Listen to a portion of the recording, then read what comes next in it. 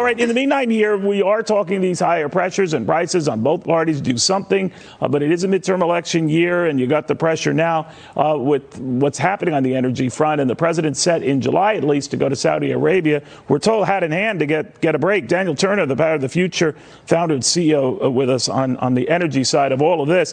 Daniel, the president said something interesting today when it said, he's not going there hat in hand. My words, not his, but to sort of beg for them to open up production. There's no indication that Saudis will or that OPEC will.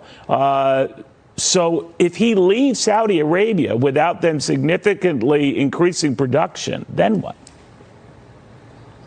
Yeah, why would they increase production, right? They love this position they're in.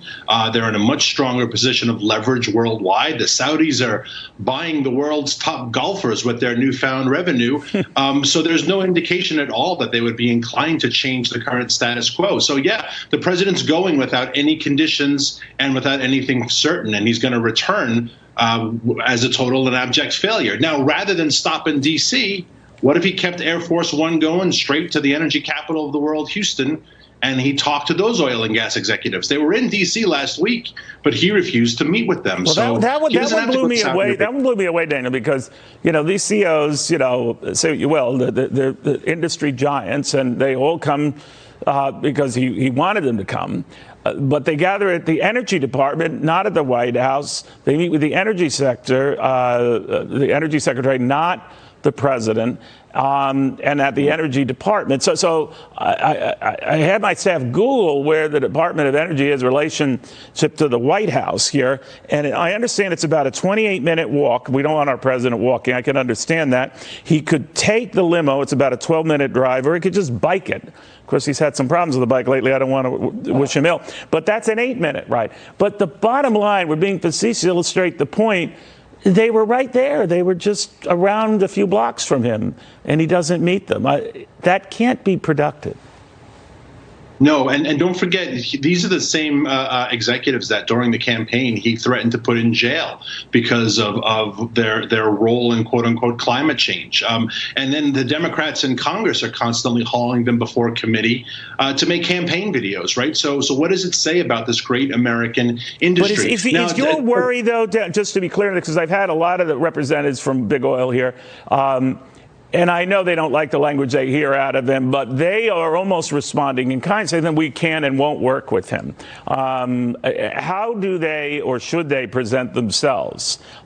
Because I'm sure they're not keen on the idea of Bernie Sanders and now even the president, potentially of a windfall profit tax and all of that. How did they not necessarily get back in his good graces? Because I think, like you do, it's probably beyond that on both sides.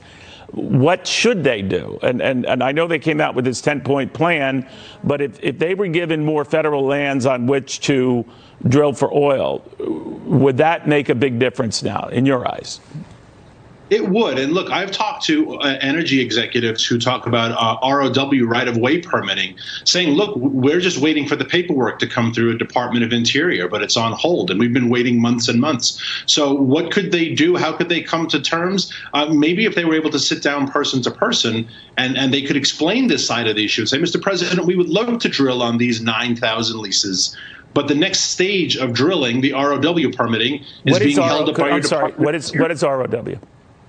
ROW is right-of-way permitting. So you have land access, but now you need permission to drill. And they don't have that because the Department of Interior, the Bureau of Land Management, is holding all that up. So they're slow-walking it. Why? Because they don't want more oil and gas. They want, like he used for the Defense Production Act, they want unreliable wind and solar.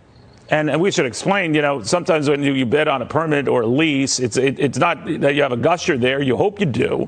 But sometimes you can find out when you scarfed a lot of these up that, no, this one isn't going to be nearly as productive as we thought. But it is a tense situation. Do you see oil prices going significantly higher from here? I think they will go up higher, hopefully not significantly. I have a little bit of hope on the horizon. I have a rosy disposition, hence my background, because I was wondering of about the that. EPA ruling. All right. Right, the EPA ruling. And I'm in the great state of West Virginia right now, and this is a great step for the fossil fuel industry. It's a great step for freedom that we are reining in and government overreach. And hopefully it's a warning shot to other agencies that are weaponizing their charters to attack fossil fuel. Richard Glick and the FERC, the SEC, right? This is a really big step towards keeping government limited, letting the free market do what it does. Now I understand that wallpaper behind you. Thank you very, very much. Daniel, have a good weekend. Daniel Turner, Power of the Future, the founder, CEO there. There is a way to be constructive about this, to get back the shouting and the name calling and all of that. But it's going to be fun while it lasts.